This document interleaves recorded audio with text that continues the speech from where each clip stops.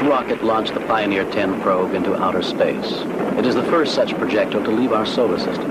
Its journey will last for over 1,000 years. Should some form of intelligent extraterrestrial life happen to discover it on its way, it will find a gold-plated aluminum plaque mounted on it. It contains information about our planet, a diagram of a hydrogen atom, our position in the universe, the beings who sent the craft, a man and a woman. Will this message ever be read? When? Where? By whom? At the very least, this plaque is proof that our scientists are taking seriously the possibility of intelligent life on other planets, other stars, far beyond our galaxy.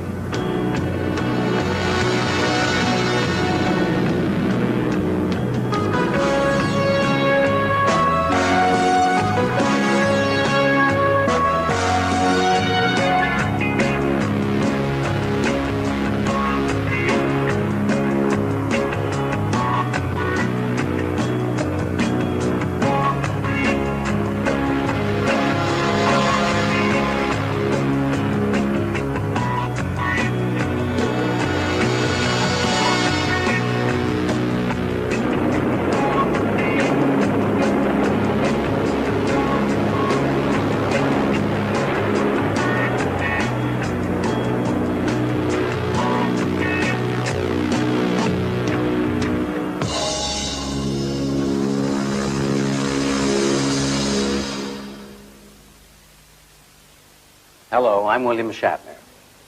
As Captain Kirk, and with the rest of the crew of the USS Enterprise, we made many wondrous voyages into the future, into the vastness of space. But that was fiction. I'd like to take you along on another kind of voyage, but this is based on reality, the real world we live in. We're going to look at the Earth and its mysteries from the past, long before recorded time. We're going to examine and perhaps question some widely held theories of what may have happened to this Earth of ours in that mysterious and murky dawn, what we know as civilization. We're going to investigate some strange and bizarre events in the present, unbelievable happenings as fresh as today's headlines. And more important, perhaps, we're going to take a searching and scientific look into the future. We're reaching more and more out into space. Perhaps, as we may learn, someone, something, somewhere in space is reaching out to us. This, then, is an adventure that will take us deep into the past, into our present, and into the future. It's a rich tale from many sources, many investigators, many adventurers. A great explorer, Peter Freuchen, once summed up what we feel about this film. Speaking of the great adventurers, he said, "The stories which these fellows bring us are the stuff our dreams are made of, and in our secret minds, we live them. In our fantasies, we battle the most violent storms, conquer the bravest fighters, bring home the richest cargoes from the most amazing voyages, dive for sunken gold, see the strangest sights, then in the end, science takes over from the imagination, and behold, there are even greater wonders than we dreamed." That's what this picture is all about.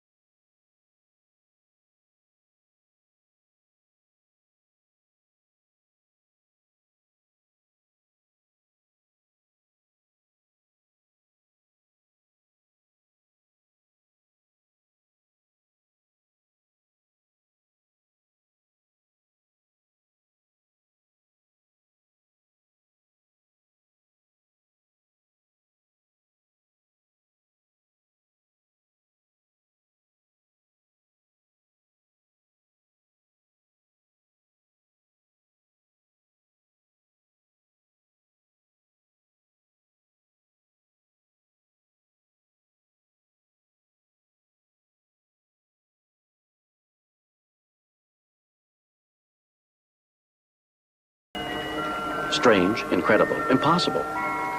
2 feet long. The footprint of a giant. We know there were no giants, don't we? Yet, the 4th book of Moses says, "And there we saw the giants, the sons of Anak, who come of the giants. And we were in our own sight as grasshoppers, and so we were in their sight." Side by side, dinosaur prints, and prints that appear to be humanoid. Yet giant footprints like these have been found in South Africa, in China, and Java. We know little of giants.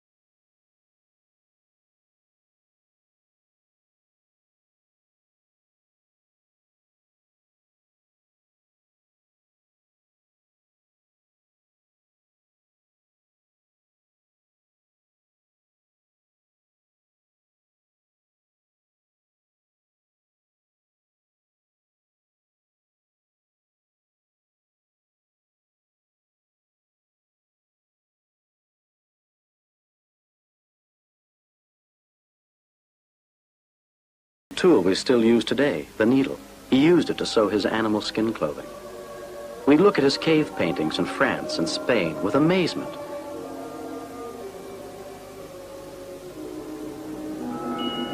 And what struck me, these primitive men were capable of painting, interpreting what they saw realistically. What happened back then? We know that man was intelligent, that he had begun living in harmony with others. Scientists speak of the leap of intelligence, this turning point in the history of human development. But they can't explain it. There are other primitive paintings. In Australia, the rock paintings. Look at them. Is this the work of a primitive imagination? Or are they realistic interpretations of what they saw? The tribe of Aborigines whose ancestors made the drawings still live here in the Australian outback. Through their dancing and chanting, they tell a legend of the visit of a godlike creature, the story of Wandinja, goddess of the Milky Way. She came from outer space in her gleaming ship, brought wisdom and guidance, and then returned to the stars. Just to the north, in New Guinea, they tell of a flying god who has dominion over another Earth. These are some of their ritual masks.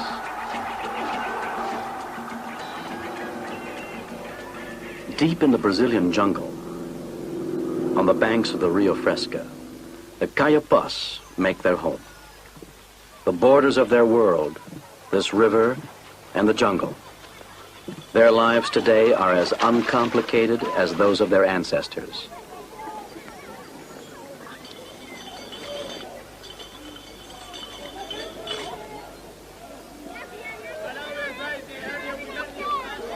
Even today, the Caiapós chant this ancient legend. One day, Bep Corote appeared in the village. He was dressed in a bow, which covered him from head to foot. On his head, he wore a kop, a thunder weapon. Some of the people tried to do battle with the intruder, but their weapons were too weak. Each time they touched Bep Corote's clothing, they turned to dust. This warrior from outer space had to laugh at the fragility of these people who tried to fight him. To prove his strength to them, he took off his coat, his thunder weapon, pointed to a tree, and destroyed it. He lived among them for decades, and then left them forever. The foreigner wore a bow, the legend says. This suit, the ritual garment the Kayapos wear on their most sacred festivals, is still called a bow to this day. Strange. How did it evolve? Is it coincidence that this costume somehow is reminiscent of spacesuits worn by our astronauts? Yes, and even the way the dancer moves, like our astronauts walking on the moon.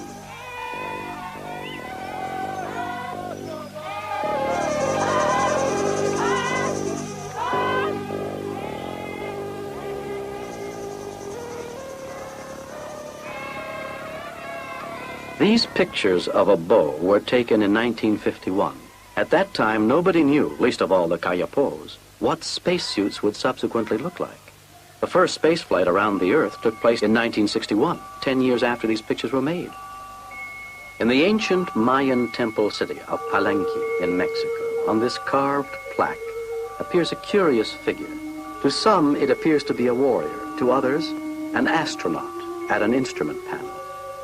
And in that same ancient Mayan city, these century-old scriptures with illustrations that confuse and confound us to this day, is that a portion of a costume or a piece of technical equipment we might recognize today?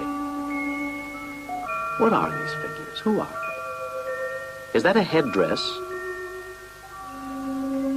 or a lamp?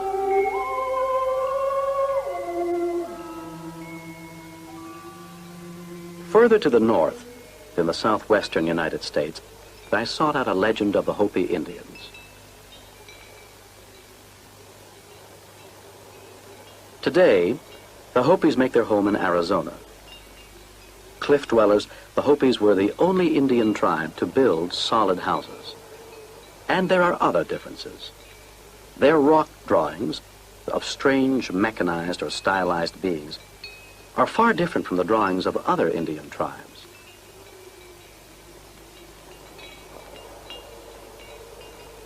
Their legend tells of their wanderings as a tribe. They moved from island to island, and from there to the mainland. Whenever they left an island, it sank beneath the sea. Only a few Hopi warriors ever reached the mainland, and even they had lost all their weapons. It was then that strange creatures appeared out of the glowing sun.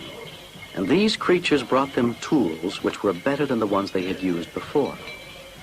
These creatures looked different from the humans of our world. They had incredible powers, and their magic was stronger than fire and lightning. And they call them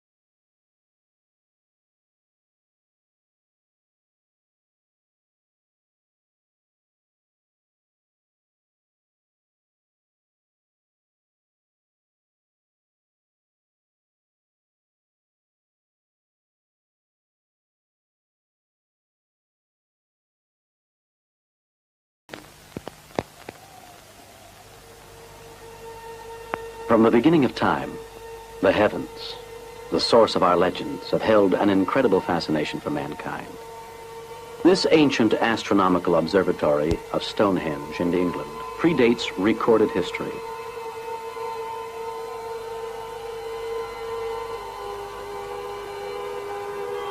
The stars and our desire to study them, to find out more about the mysteries, have intrigued both primitive and modern man. One of the mysteries, still unanswered, is there life out there?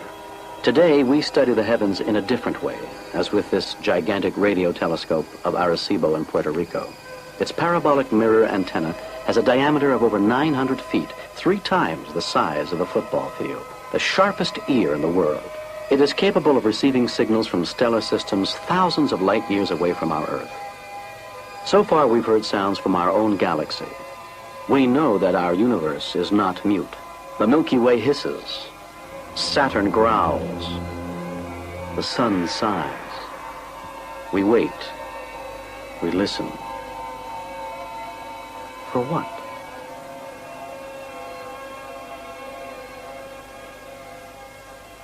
All this presupposes a life form. Dr. John Billingham of NASA is the head of the SETI program, Search for Extraterrestrial Intelligence. What makes you think that there's life out there? We have indirect evidence only. We do not yet have any direct evidence.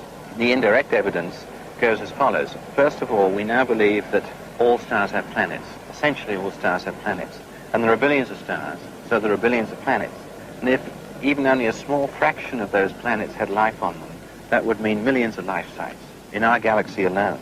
Second thing is we can make in the test tube organic chemicals which are the same as those in our bodies. Right. So we think we know the earliest steps of life, and we think that if you have a suitable planet, then life will probably begin. So if you have lots of suitable planets, and you know that life will begin, then there must be lots of places where there's life. So to detect other intelligent life, the first thing you have to do is to study everything intensively to see if it is indeed worthwhile to proceed further and do a large-scale search. So at the moment we're studying. You have pictures there of projected ideas? Some ideas, May I see yes. them? Sure. Let's just take a look here. This was a study called Project Cyclops, which is a big array or orchard of radio telescopes. You see, they're all pointing in the same direction.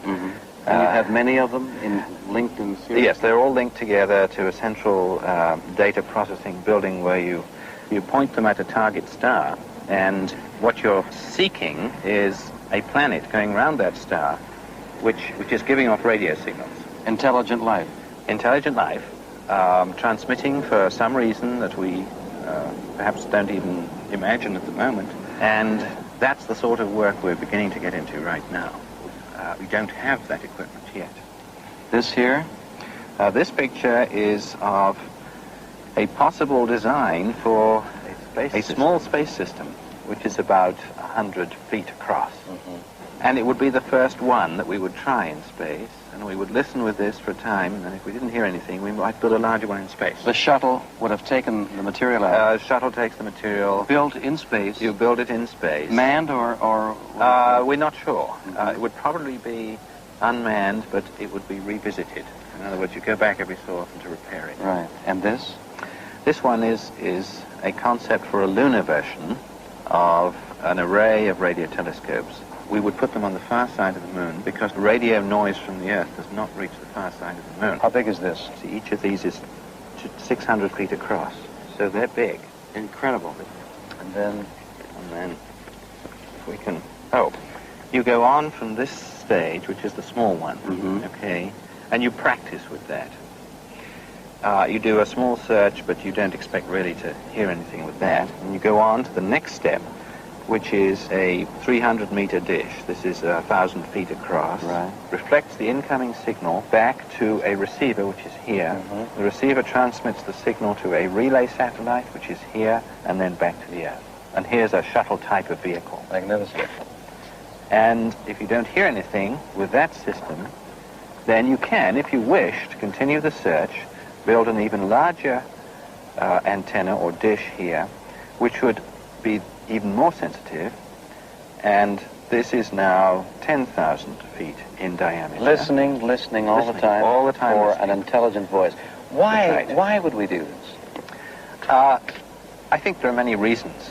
A lot of people are saying that our own civilization is unlikely to last more than a few more decades for a variety of reasons. And if we were to hear only one other civilization, we would know that there is certainly a chance that we could last many hundreds or thousands or millions of years into the future, because they would be much older than us.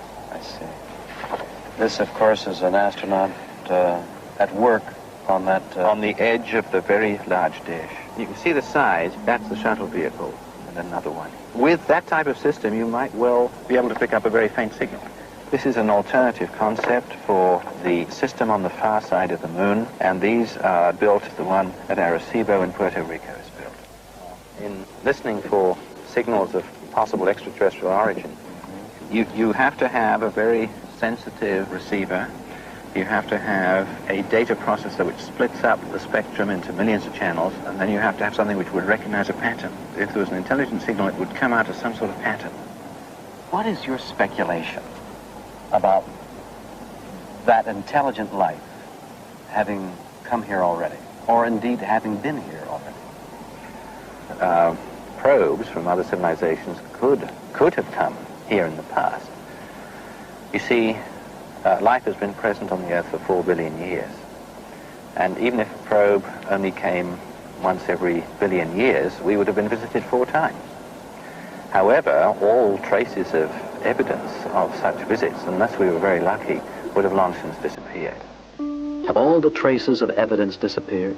Around the world, there are many mysteries that still baffle us. Could they be such evidence? In the South Pacific, the little island of Temiwan. But this is not the name the natives call it. They call it Nan Madol. This was once Nan Madol. Now it is only ruins. Only this small area is still accessible.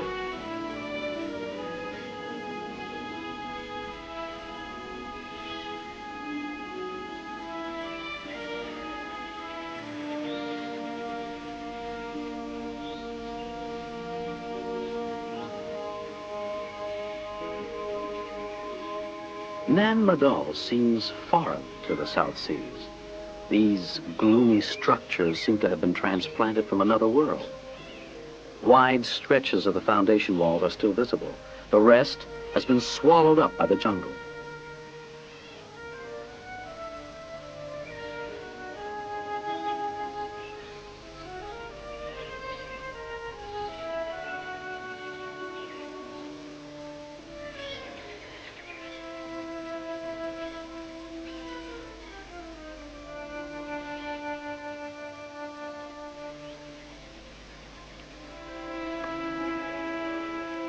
Over 400,000 basalt pillars were piled on top of each other in 80 separate structures, many of them over 30 feet high.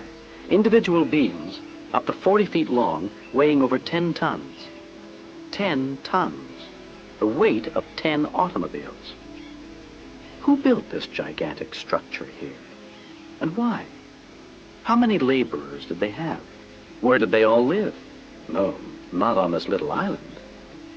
How did they transport those basalt beams? Questions, but no answers.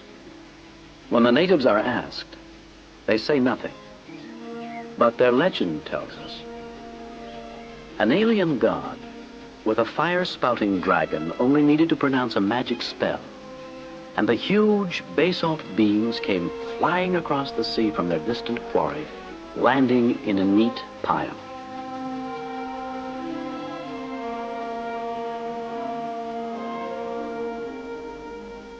What of these unexplained mysteries?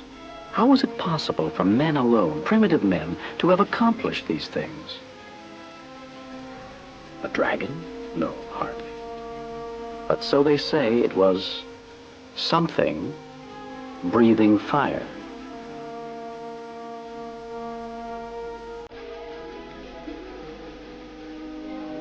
The stones of Karnak in Brittany.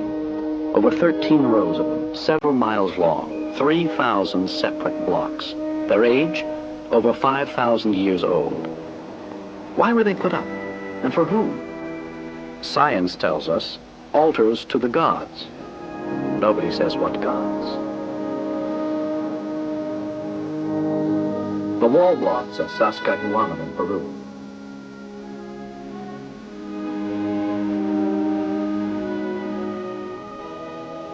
The square stone terraces of Baalbek.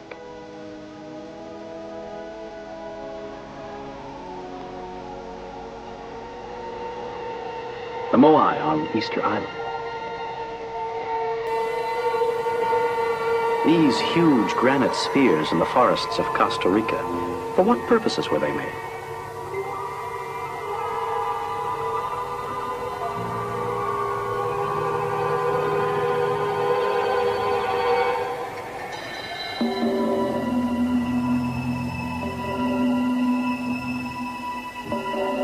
Von Daniken suggests they were monuments to spaceships, similar to these science fiction illustrations.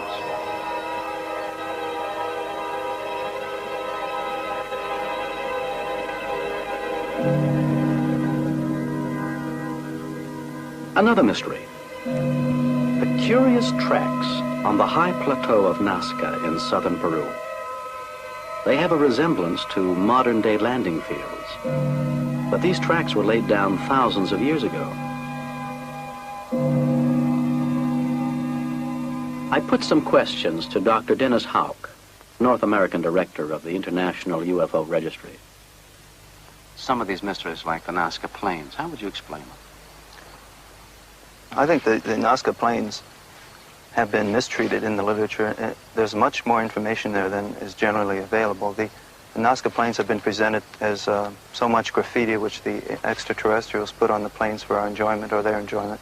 And actually, there's a great many more mysteries involved there. The Nazca Plains have only been known to mankind for 30 years. They were discovered by a commercial airline pilot.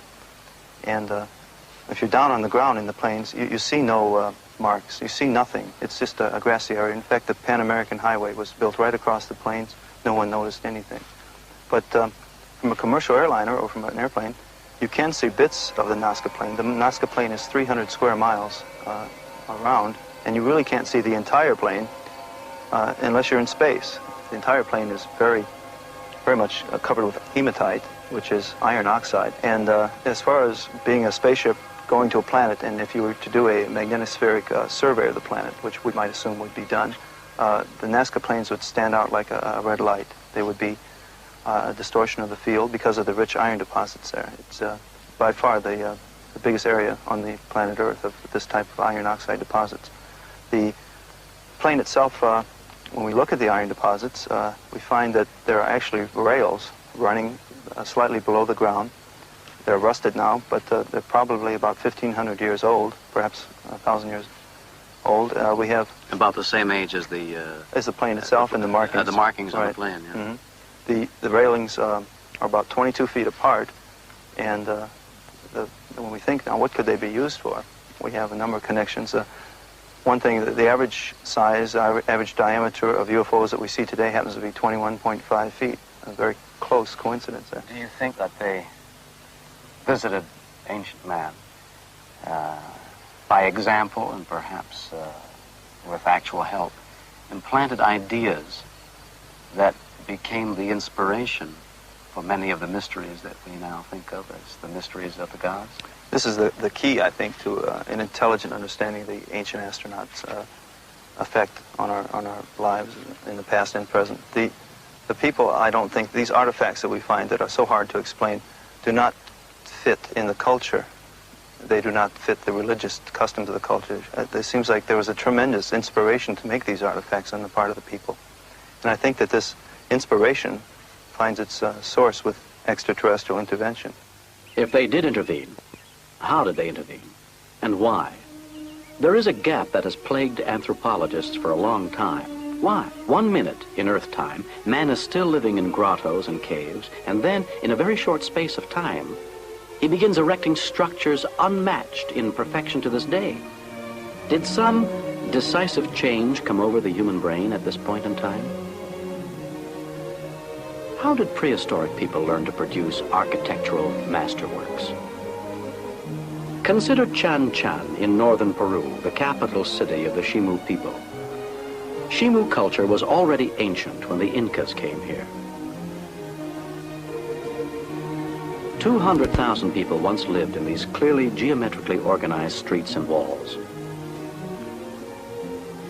Urban planning like this presupposes an organized mind, highly developed thinking powers. The Shimu had it.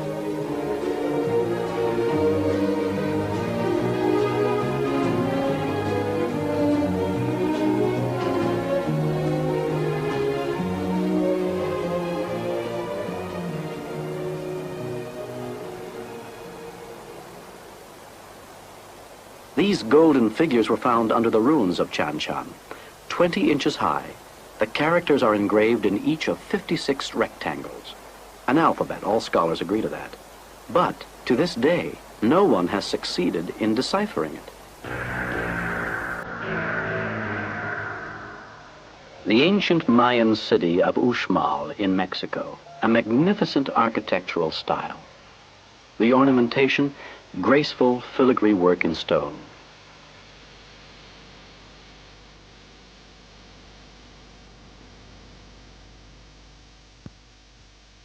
Pyramids with 365 steps, one for each day of the year.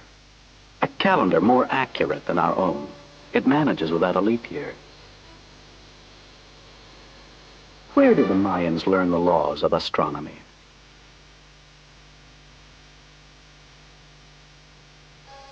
Tikal rises today out of a sea of giant jungle trees. This is the largest and oldest Mayan city, now being slowly freed from the jungle. These buildings are more stern, more somber. No one knows why the Mayans suddenly decided to leave cities like these to establish new settlements. Who or what forced the Mayans to change locations?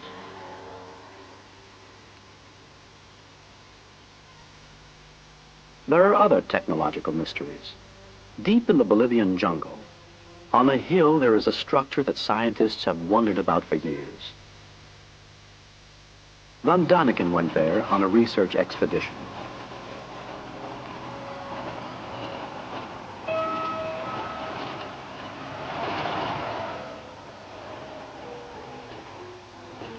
The view from the ground, a labyrinth of terraces, winding stairs, and rock seats.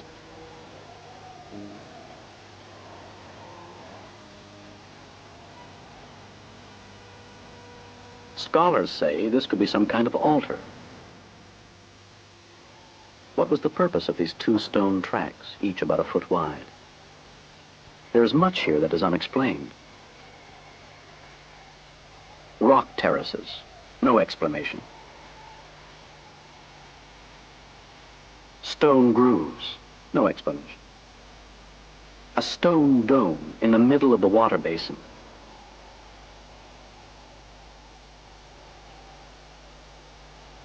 Holes in the rock connected by a conduit system.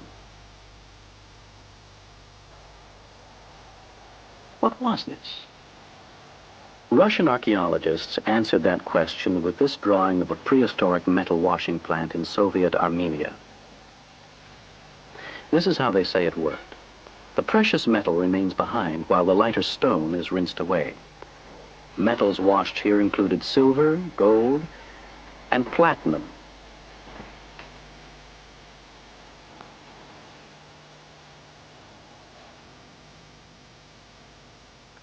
The face, hands, and the rim of the sphere on this piece are all platinum, as well as the eyes on this golden mask.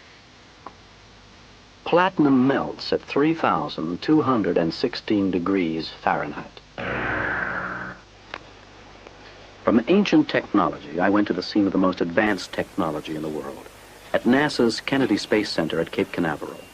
In the firing room at the Cape, where the Apollo and Skylab missions were fired into space, I talked with Mr. Jesko von Puttkamp, Senior Staff Scientist, Office of Spaceflight for NASA. The blinking colored lights of the consoles simulated the actual activity during the countdown of the launch. What is NASA's opinion of the possibility of life in outer space? We have concluded that you can create life building blocks in the laboratory, which could mean that it's just as easy out in the universe. Could you give me a clear mathematical probability of the existence of life in outer space? 1. 1 to 1? 1 is certainty. Oh, 1 is certainty. 1 is certainty. So NASA feels that it's certain. Yes. What is the official opinion of UFOs? Do you accept the idea that UFOs exist? No doubt. No doubt. I accept that. There's no doubt that unidentified flying objects exist. Yes. The only question is where they came from. And what they are. I don't think that UFOs are flying spaceships. We have often been accused in NASA that some of our spaceships going to the moon have been followed by UFOs, and that the astronauts and NASA is withholding information on UFOs. And I can assure you that this is not the case. Do you think extraterrestrial beings could have come here 5,000 years ago? If our so-called Big Bang theory of the creation of the universe applies, that means the universe had a beginning at a certain point in time, like 18 billion years ago, then most of the galaxies and the suns are more or less of the same age. This fact alone would indicate to me that the likelihood of having a very fast, very far advanced civilization out there is very low. Well, let me take another attack then. How long a period of time do you think it will take before man will go out and explore space? Depending on the priority given to this, it would be a matter of maybe 25 to 30 years to fly to Mars, and maybe another 20 years to fly out to Jupiter. Therefore, it's not beyond the realm of possibility that a civilization that was 100, 200, maybe 1,000 years in advance of us would have vehicles that could come to Earth. Certainly not. That would definitely be possible. What do you think of von Daniken's theory that extraterrestrial beings came here 5,000 years ago and gave us information that we're now beginning to use? I think it's an interesting theory. I have not been convinced by the so-called evidence that we indeed were visited, but I'm wide open to new developments. One puzzle in science which is relevant here is the genetic code, the DNA code in our human biology, which is rather complicated and which right now is very difficult to explain if we assume evolution of men on Earth alone. There are some questions which cannot right now be answered in the area of how did our biological genetic code evolve unless it was possibly imported from somewhere else.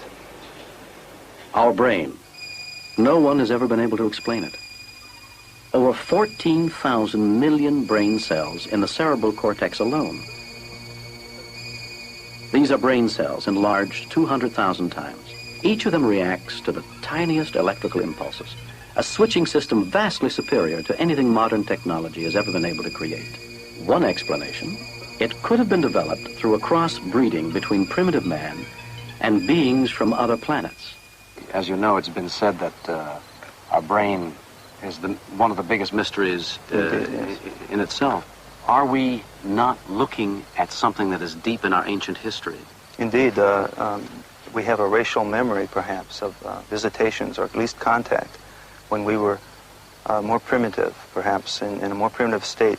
This entire thing about the quantum leap that the human race took towards intelligence and self-conscious behavior is very mysterious. There is a missing link, that there must have been intelligent interference at some time in evolutionary history. We know that apes and the humanoid types that we evolved from had 48 Y chromosomes, whereas today a human being has 46 X chromosomes, which is quite a change genetically, and there's a possibility, I think, that it was induced. Could it be possible? Could intelligent beings from other planets have visited us, and we are the products of those visits? In the Lamech scroll, an ancient Semitic writing, Bat Enoch assures her husband, Noah's father, that she did not sleep with the watchmen of heaven. Who were these watchmen? Enoch, a Jewish prophet, is even more specific. He gives this reproach to the watchmen of heaven. Why did you leave heaven? Sleep with our women. Befoul yourselves with the daughters of man, as the sons of earth once did, begetting giant sons. In South America, near the borders of Peru and Bolivia, there is this legend. Many years ago, on the day the sun was at its highest point, something like a house descended from the sky. It looked like a blazing golden vessel. There were no clouds in the sky. Nevertheless, the earth trembled as if struck by a mighty clap of thunder. The horrified people threw themselves on the ground. Only Actahuma remained standing. He was the bravest and best. This golden house-like thing land on the silver disk of Lake Titicaca. Then suddenly all the noise stopped. Oriana stood before him, the goddess of heaven. She chose Actahuma to be her husband and bore him many children. Then one day she returned to the heaven from the silvery surface of Lake Titicaca in her golden vessel. The Indios who live in this region today still tell that story.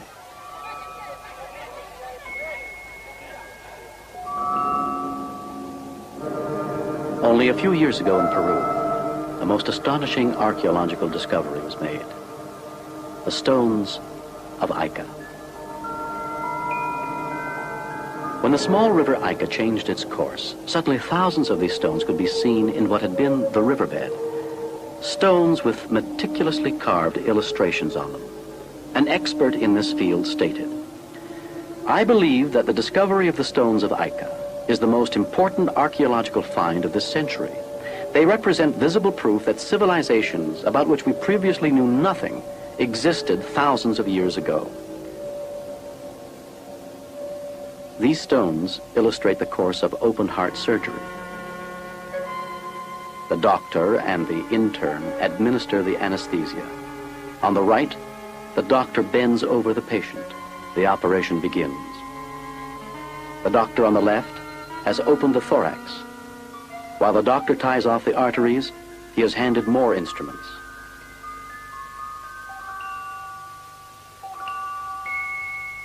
Above left, the doctor's hands holding the heart. Notice the detail with which the heart was illustrated that long ago. We know of successful skull operations which took place thousands of years ago. This skull is 4,000 years old, proof that this kind of surgery took place, like this stone of Ica.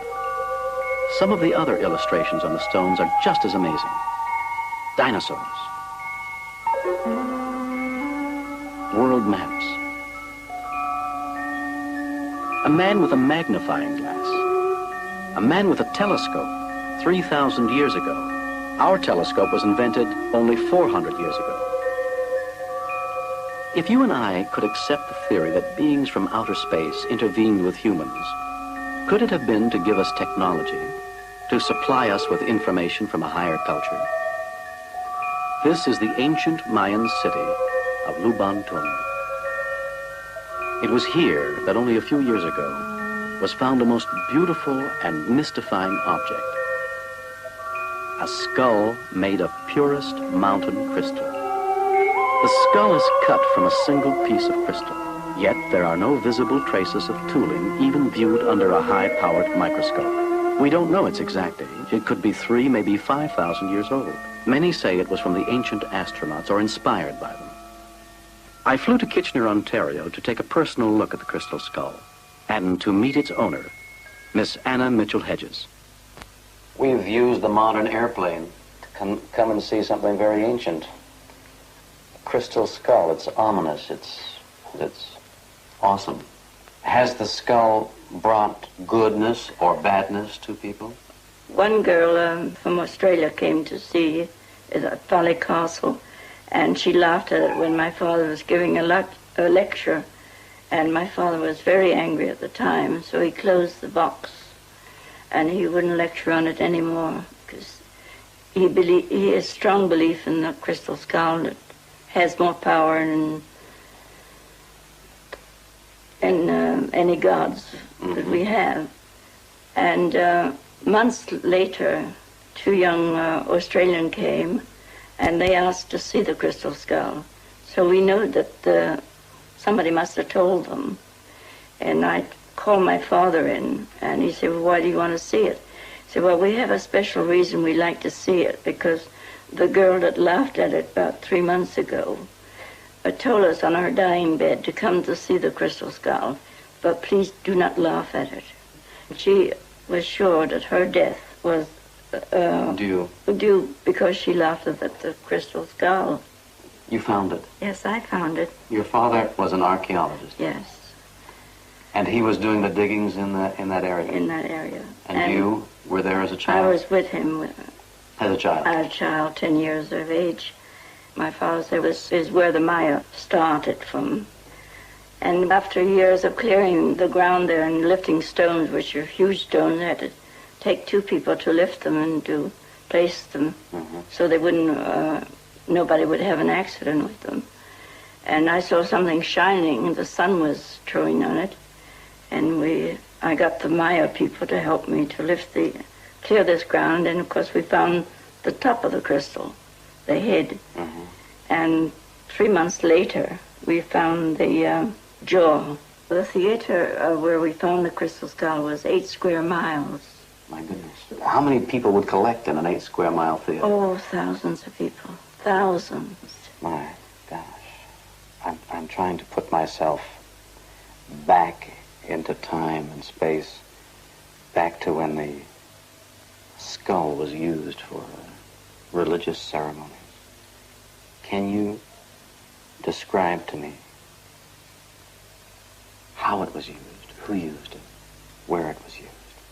Well, for instance, it is written down on stones, carved in stones there, that this was used by the high priest of the Maya for willing death or to heal.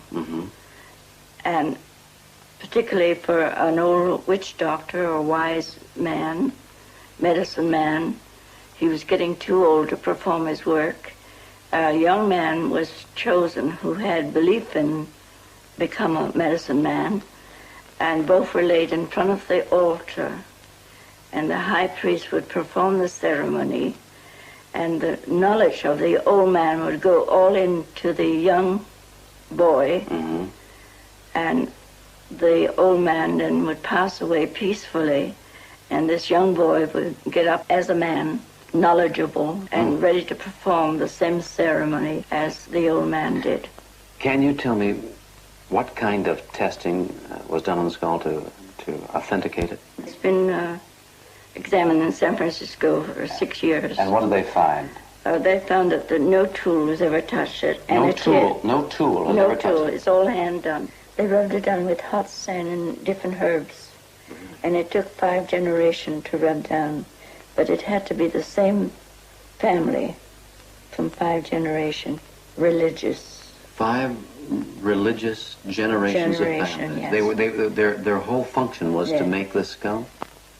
All done by hand. Yes. And rubbed by sand and by herbs? By sand and herbs. Hot sand. And about how many years would you say? 150 years to rub down. Continuously? To get it perfect. But the information that the ability to make this skull was known by the Mayans and not by the ancient astronauts? Yes, I would believe an astronaut has a lot to do with it, but Maya and Inca, which are more astronaut. Could you explain that a little bit more? Could you just give me a little more detail about what you mean by the astronaut and the... Well, we know that people have come to this earth before we have. And they were definitely astronauts, weren't they? This is my belief, and this is the Maya belief. I see.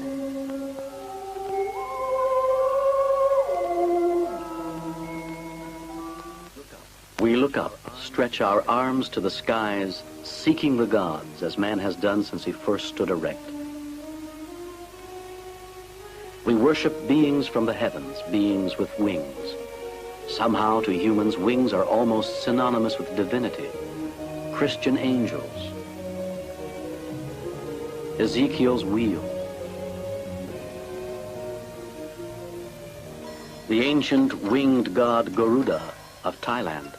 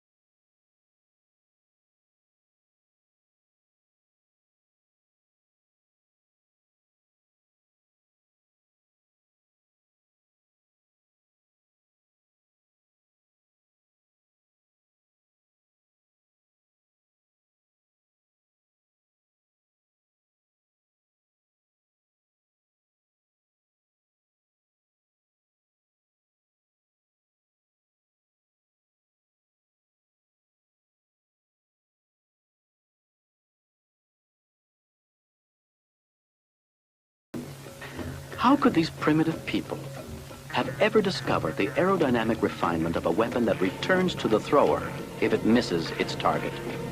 It's unlikely it could have been copied or invented by coincidence.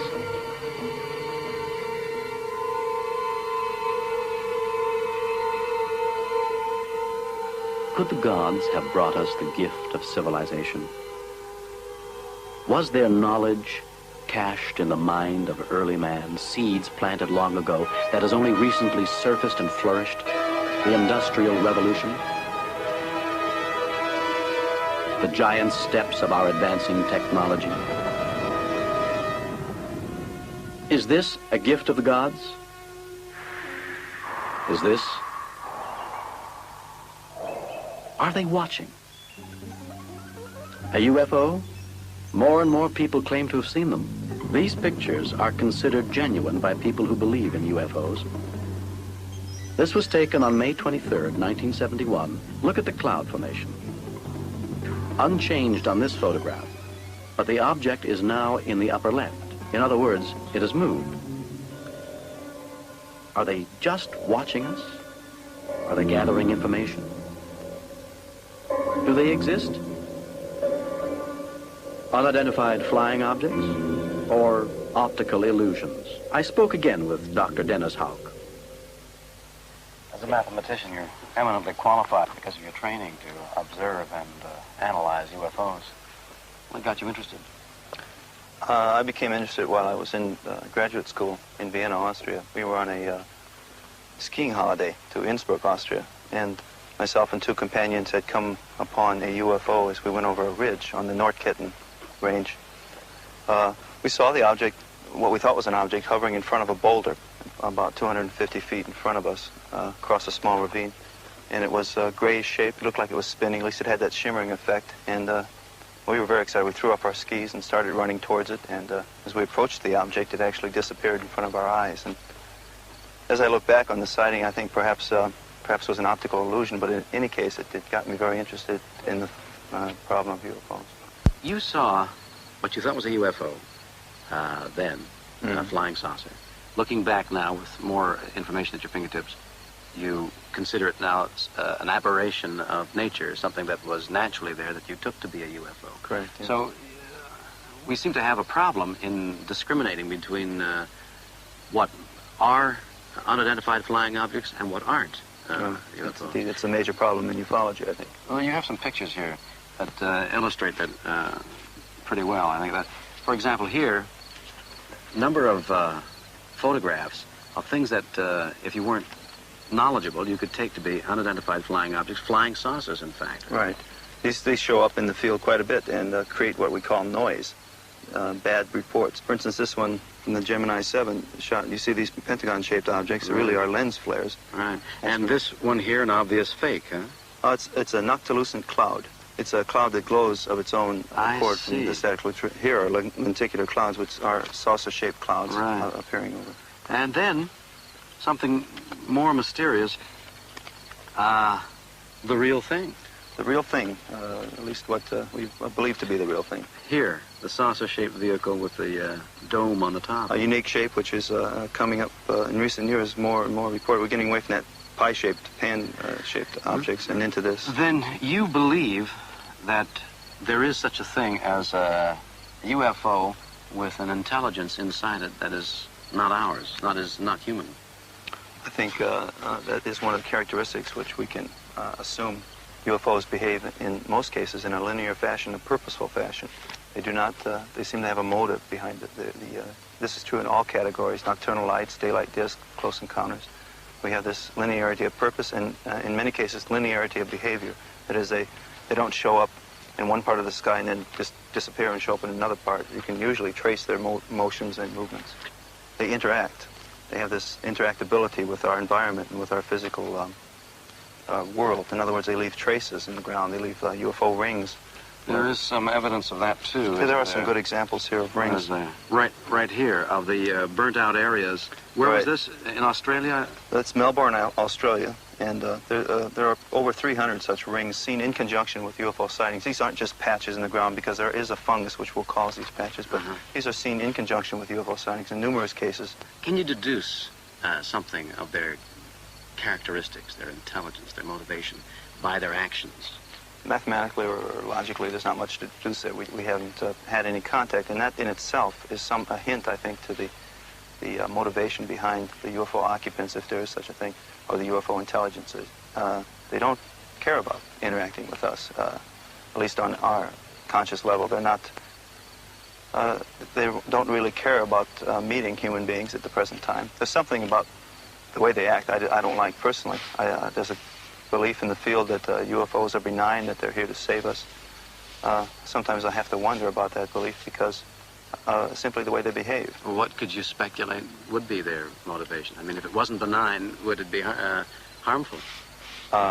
Of course, there's a possibility, but I think they really don't care one way or the other. I think they're here perhaps for their own motives, which maybe we can't understand their motives, but whatever it is, I think it's wrong to think they're here to save the world, and I think it's wrong to think that they're here to destroy it.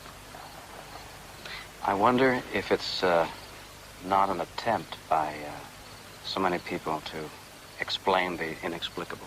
It's used that way. The UFOs is used that way. It's misused. Misused, abused perhaps, and widely disbelieved. How, the skeptics say, could an extraterrestrial travel the vast distances? The distances between the Earth and the other solar systems are so great that no human being could ever travel them in his lifetime unless he were able to travel at much greater speeds than are known to us today. Even if we could actually travel at the speed of light, a space crew would still need centuries to get from one solar system to another. Einstein proved that isn't true with his theory of relativity. At these high speeds, time dilations go into effect. The greater the speed, the less time passes. This table shows how that works on a spaceship traveling at a speed of 500 million miles an hour. On the left, the years which pass for the ship's crew. On the right, the elapsed years for the same time period on Earth. After 15 years of spaceflight, 80 years have already passed on Earth. The longer the rocket is underway, the greater the difference between the time which passes on board the ship and the years on the Earth. The longer the spaceship is en route, the greater the difference between the time in the ship and the time on the ground.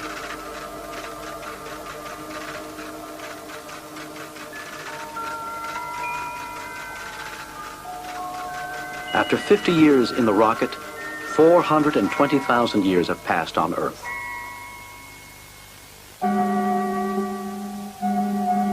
Close UFO contacts have been reported from Pascagoula, Mississippi, from Fargo, North Dakota, from Liberty, Kentucky.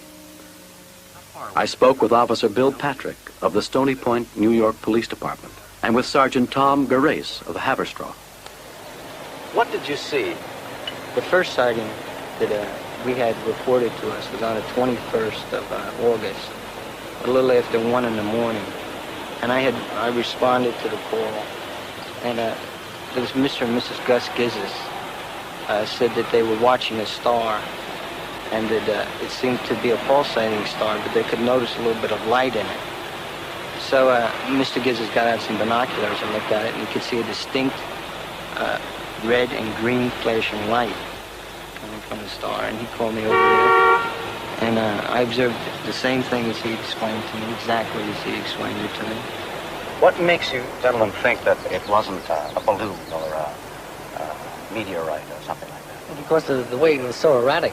You know, it stayed still for so long, and it had this aluminum green light, a strobe red, and a strobe white. And then all of a sudden, from that standing position, it took off at a very high rate of speed. This was, of course, a different sighting from Officer Patrick. It was the same night that Officer Patrick was on, because I was talking to the desk officer, and he said he was out there observing the same thing. Have you seen it at any other time? Yes, I did, over the Lubbock power plant. You've seen it over the Lubbock power plant? On the first sighting, we really didn't think it was some sort of UFO. We thought maybe it was a satellite, a weather satellite or something to that extent. What made you change your mind?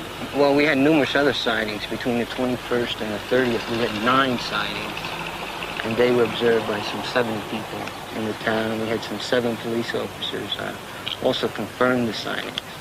There was movement in what appeared to be a star. And it would move in one direction, then turn and go into the other direction. I observed the light for 45 minutes in the west end of our town here. And the light just stayed there for at least 40 minutes. Then when it did take off, it took off at a very high velocity into the northwest section of our town. Have you seen lights over the power plant, too? Yeah, the first sighting was a UFO that hovered over the power plant for about 45 minutes. And you saw it clearly? That was right. That was on the 21st of August. And you saw that, too? I certainly did. And there were a number of other officers and people who've seen it? Yes, as a matter of fact, I had my whole family, my neighbors, they were all watching. All over the power plant? All over the power plant. Can you speculate on anything that they might have been doing? It just seems that they might have been observing us. Thank you.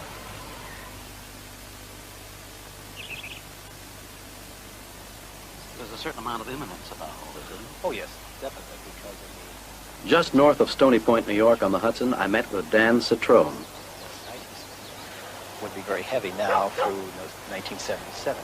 Plus, you add to that atomic site right across the river, and you've got a perfect sighting area.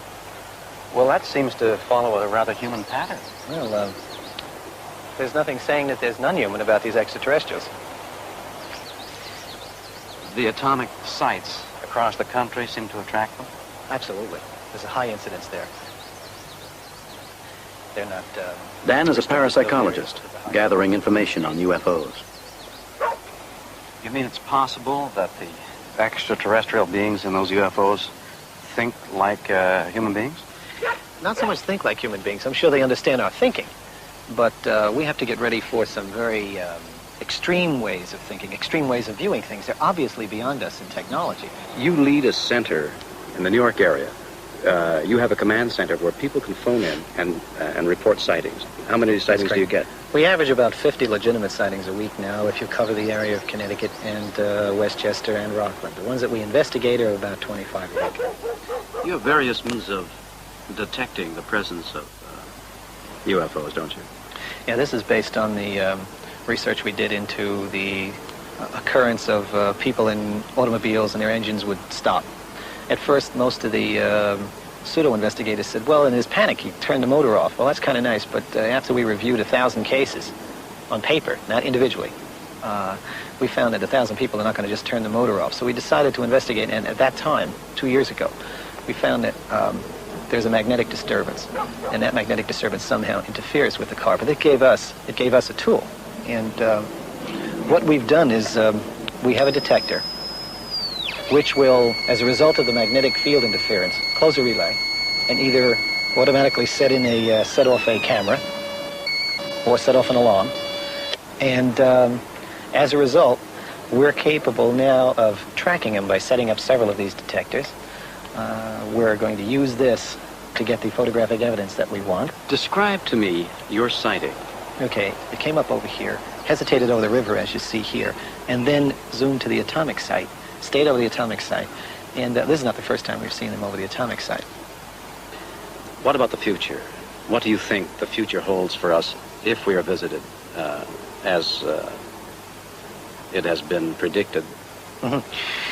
I can't go on just if we're. I must go on when we're, because I put a lot of preparation to it. And I also would like to establish the fact that there's no doubt in my mind at all. It would have to be, as I mentioned before, scientific cowardice for someone to look at all the evidence and say either there was a very highly advanced civilization preceding ours, or extraterrestrials came. Now, when we look at our ancient scriptures and they all say, yeah, they shall return, and now we're seeing evidence that they're attempting to come back, and many people that are level-headed, and I consider myself level-headed, I consider myself intelligent, are preparing for it. It's inevitable that they are going to contact us. What will happen? I think that there'll be a 8th day of creation type. I think that that's a catch-all phrase, meaning our next stage. We have gone as far as we can on this particular planet by ourselves, and now we need help to get us beyond it.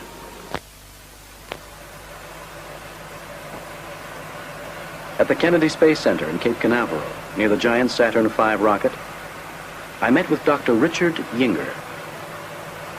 I think it tells us something about where we are going as a species. Space, as I see it, and the travel into space, is a natural part of our evolution as human beings. Do you think we're trying to find something?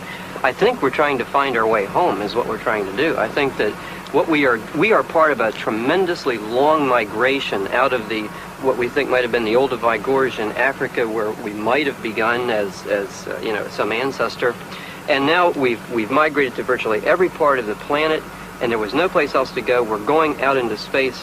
I feel sometimes like we are something like the salmon who are trying to spawn back upstream to get back to their original place. And I think this is what we are doing as human beings. And what I'm saying is... Richard Yinger is a professor of social sciences and the director of the Exosociology Institute in Lake Worth, Florida. Coming to Earth. Dr. Yinger, you are an exosociologist. That's right, yes. What does that mean? It means the study of the possibility of life in outer space as a social reality. In other words, what I've been trying to do is to study it as a social fact rather than as some kind of a concrete fact. And I took this from the area of exobiology. In exobiology, we have astronomers who are also biologists who are looking for life in outer space in terms of biology. We need to look at the concept of life in outer space and what impact it could have. If you research in archaeology and anthropology, you find that we are the most mysterious thing we know of in the universe right now as human beings. We may be spacemen ourselves? We, in fact, could be spacemen. What we find in studying archaeology and anthropology is that there is no evidence to prove that we as human beings originated on this earth. There is all kinds of evidence to suggest that we might have originated somewhere in outer space, that indeed there could have been beings from outer space who came here millions of years ago and produced this thing that we now call the human being. Our brain is one of the great mysteries of this universe. We don't know. We cannot explain within the theory of organic evolution how we got our brain. It just doesn't fit in. It evolved too fast. Right now, we have a brain that we aren't using the full potential. A million years ago, we weren't even beginning to use the full potential of the brain. Now we know that if we don't use something, it will atrophy, it will disappear. And yet, the brain has not disappeared. Something keeps it going. It's like it was built for a purpose that we have not yet reached. And we are, I think, moving toward that purpose. Is it within the realm of possibility that we will become the visiting astronauts to other worlds? Yes. As we were supposed to have been visited? Yes. We are doing genetic research right now at Harvard and MIT universities. We don't know what's going to happen with that genetic research. It's very dangerous. So what we're going to have to do is go to some other place to do the research. The first logical place would be the moon. We could go to the moon, set up laboratories, remote-controlled laboratories, do our research, and then from there we would move out into space and do even more elaborate experiments. And maybe we would eventually go into another part of the universe, find a planet very much like Earth, and begin to do very, very fancy kind of experiments, which would then produce in maybe 4 million years the same kind of creature that we are here on this earth today. I think that what we see happening now is the closing of the circle. We have now reached the point where we have the technology to do what those ancient astronauts might have done when they came to the earth. And so we, like a flower sowing its seeds, are going into the universe to sow another seed. It's almost like this is a garden, and we're moving on now to plant and sow a new garden. Thank you, Doctor. Do you have any thoughts on the ability for us to contact UFOs through telepathy, through our ability to contact them mentally? Though I am in total agreement that we are heading towards the point where they will contact us. They will not just land somewhere and run the risk of being mugged. They will land somewhere where they're going to be greeted by people who are perhaps in the right, what you call, frame of mind and with the right interests. You mean there are people being prepared? Oh, obviously, yeah. To receive an extraterrestrial visitor? I'm being prepared, to be specific, I'm being prepared for the frame of mind that is necessary to greet a extraterrestrial visitor. That's as specific as I can be. Right, that's pretty specific. Do you think that some of us, or maybe all of us, are being sent messages by these beings, these things from outer space? I think some of us are. I think that there are some of us who have come to that point in our own lives where our own consciousness has been literally raised to the point where the difference between us and the extraterrestrials is very, very narrow. And I think that they feel that kind of sympathy that a person could project and could be actually giving them messages. I have felt this myself. I have felt this very intensely myself. Do you feel personally. that you're one of them? Yes, personally. That your level of consciousness has been raised to that point? Yes. Do you think that you will be contacted? That you will be one of those that will be contacted? And not necessarily myself. I think that my mission, if there is such a thing, is more in getting other people ready for it. In other words, my main mission, I think, is to speak to academicians, to the other sociologists, to scholars who consider themselves to be serious scientists. And tell them what? And tell them that it's time to stop laughing at the idea that there could be life in outer space, to stop laughing and making fun of people like Eric von Däniken, and start to look seriously at what the man has to say. To begin to see that there is some tremendous value in considering ourselves as part of a life system that goes throughout the universe and not something exclusive to this planet.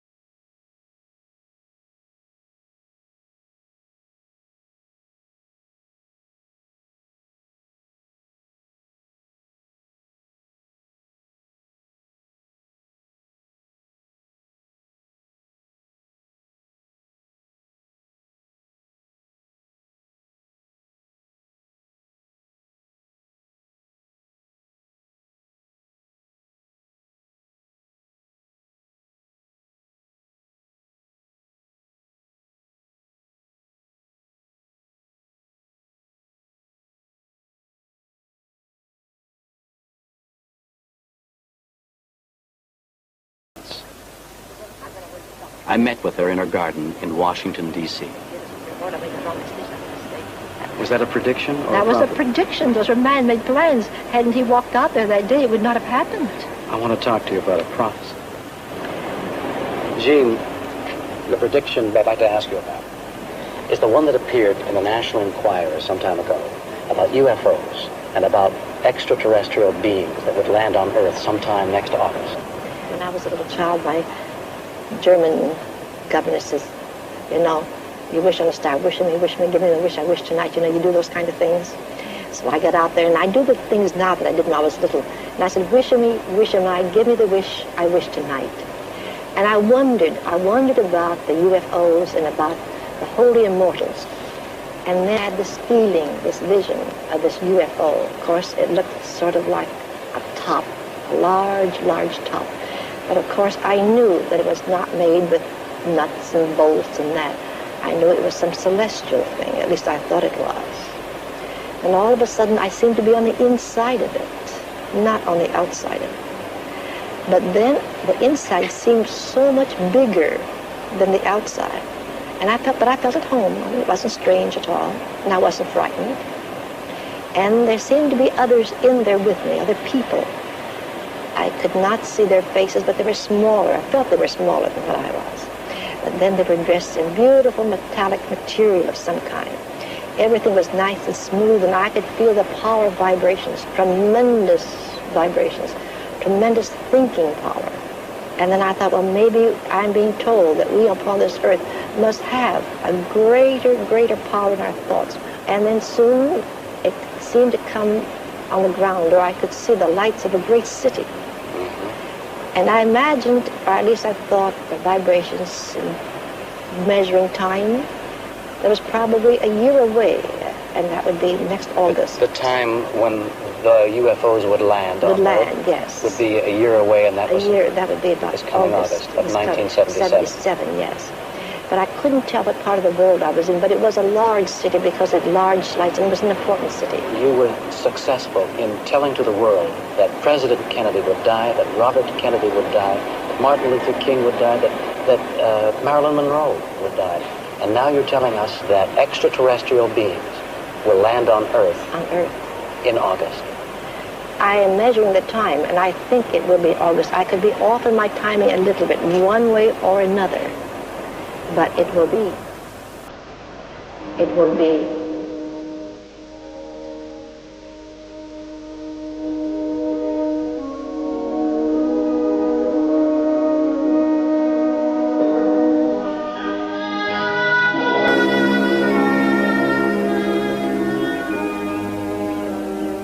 We've been on a voyage, you and I. A voyage exploring some of the mysteries of our Earth, our past. Mysteries that go beyond recorded time. We've examined and questioned some many widely held theories of what may have happened in those hazy, early moments of our civilization. We've investigated some very strange, bizarre, present-day happenings. And we've taken a searching look into what promises to be an incredible future. There are questions that loom ever larger the more we investigate. Many mysteries remain. Are we the children of ancient spacemen? Did those astronauts of millions of years ago visit the Earth? Did they give of their knowledge to the Earth's earliest civilizations? What are the mysteries of the genetic code, of the Nazca Plains, of the crystal skull? And what of the future? We've heard startling predictions on what may happen in the very near future, the day after tomorrow, and from our own NASA scientists on what the distant future may hold. There remains a most haunting and persistent question. Are we alone? Or truly, is there life beyond our galaxy? Certainly the efforts of our most knowledgeable scientists and our government belie an easy answer. Are beings or intelligences from beyond our galaxy listening to us as we are trying to listen to them? And a most disturbing, unsettling question, echoed by laymen and scientists alike. Are we somehow, in some inexplicable way, being prepared by an intelligence beyond our own for our first encounter with extraterrestrial beings? Think on it. Am I being prepared for this encounter? Are you? How soon? This is not the work of fiction. This is not the work of dreamers. No. Consider this, how true it becomes when, in the end, science takes over of the imagination. And behold, there are even greater wonders than we dreamed.